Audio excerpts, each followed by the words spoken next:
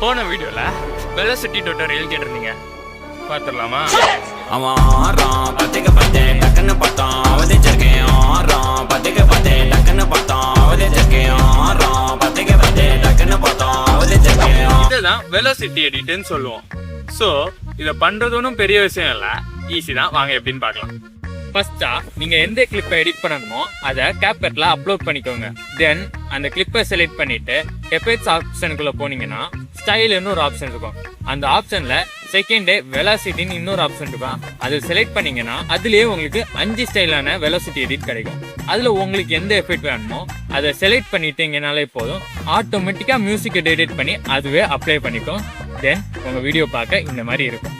இந்த மாதிரி அப்ளை எல்லாம் பண்ண வேணாம், மேனுவலா தான் எடிட் பண்ணணும், அதுக்கு டுட்டோரியல் வேணும்னா கமெண்ட் பண்ணுங்க, அடுத்த வீடியோல கண்டிப்பா போடுறேன்.